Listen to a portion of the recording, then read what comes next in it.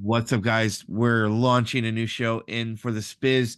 I get so many damn questions all the time about like shockwave, softwave, EMTT, laser spine robots, like sex toys. We're 1 year away from sleeping with sex toys, Mark, and I'm leaning into you on that. That's what they said 10 I years. got a lot of homework to do then. So I got Dr. Mark with us, who is the guy who you should be asking these questions to. So because you guys are such wussies, I'm going to ask him myself. And the first thing I want to talk about this year, starting off this year, and it is related to what he does, is like there's so many different decompression like units, and I get guys that are like calling me like, I got this great deal, $11,000, $15,000 for this, like, and then I see like high level stuff, and then I know you got your stuff, dude. What do we need to know? What are the bullshit myths? What are things that aren't really decomp? What is decomp? Give us the lowdown, brother, because you're the expert on this. All right, so thank you for the opportunity to clear a lot of that stuff because I do have a lot of experience with it. Um, and this is going to upset a few people. This is going to blow a few people's minds. Decompression, even though I have a machine that I call decompression, decompression was pretty much come up with as a marketing term. So, and here's why. Now, decompression has improved on traction by using computer controls and sensors and things like it is in some senses and some technologies there is an improvement on traction versus or sorry of improvement on decompression versus traction. Now the fallacy though is there are a lot of doctors out there and there are a lot of patients that have been told by doctors and perceive that traction doesn't work, decompression is the only thing that works. That to me is a damaging image What's the because let difference me, between traction and decompression? well, right now it is defined as computer controls and sensors that sense muscle tension, and decompression can pull from different angles so it focuses on different areas, and that it really isn't true. Um, the effectiveness. Now, what I was going to say about the damaging effect of this concept is I've had patients come in to me that say, you know what, I went to this guy that had this decompression table and he wanted $10,000 for a program. My physio offers it for $3,000 a program, but it's just traction. So I thought I'm not going to waste my money on just traction because the decompression guy for $10,000 says his machine is, you know, just the other one won't work. Now, Yeah. the fallacy that the other one won't work is where the problem is because let's dial the clock back to the 80s when I was actually alive then. And traction for a lumbar disc in a hospital used to mean you were in a hospital bed with a cage over top of the bed, like a twisty Saturday night at his place. And you had pulleys and ropes and a couple 45-pound plates with a strap around your pelvis, and you got traction for 2, 3, 4 days at a time, sometimes even a week. And guess what? That worked. It wasn't a computer. It took a little longer. It was a little more medieval, but it worked. So the fallacy that decompression is going to work and traction is not going to work prevents patients from getting care that they can potentially benefit from. So Mhm.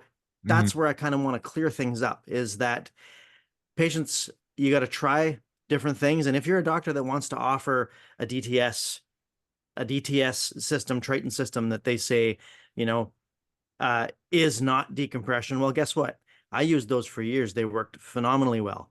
What I did was I just wanted to specify the area a little bit better. So I applied a laser to put energy and muscle relaxation into the direct spot where I wanted to attack it. So You're putting um, light heat on that spot, so they're getting doubled. I mean, this is what's genius about what Mark has is like if you're like, hey man, I want a laser, cool. I want decompression or traction, cool. I want to do it all together, even better. It seems like a no-brainer. Like, why hasn't anyone else come up with this to do this themselves? Or have they? Am I lost? Are you my only, are you my only? well, I do have the patent that helps. Oh, We registered that a while back, and so that definitely helps us be the only one out there that offers it. And here was the well, then concept. everyone else can fuck off. No. Well, we want to help a lot of people, so we want to make sure that we get them out there. So the concept that, I had DTS tables, I had experience with decompression tables. They came up with this term called true spinal decompression. Now, it was a brilliant term. I'm not going to name any names, but we all know, the companies that are using it. There are a couple of them. They basically, true spinal decompression made everybody think that everything else was false. It was brilliant marketing. I think it was amazing marketing. But what it leaves us with now is, they said that, if I pull this direction or that direction or at that angle, I can isolate your L5S1 level because that's where your problem is, and that's what I'm fixing. Well, if I tie you here, and two divergent Yeah. points, no matter where they go, I can't focus on that spot. So my concept was apply a laser, target the laser at L5S1, soften and relax all that tissue, increase the circulation, and then pull that length. The soft part is going to stretch more than the tighter part did. So where people say, well, you're not true spinal decompression. That's correct. I'm not. I'm Right. robotic, laser enhanced spinal decompression. So we've come up with a brand new way to achieve decompression, is essentially what it is. Oh, I love it, dude. And obviously, let's just talk about the most important thing. What are the results you get from that?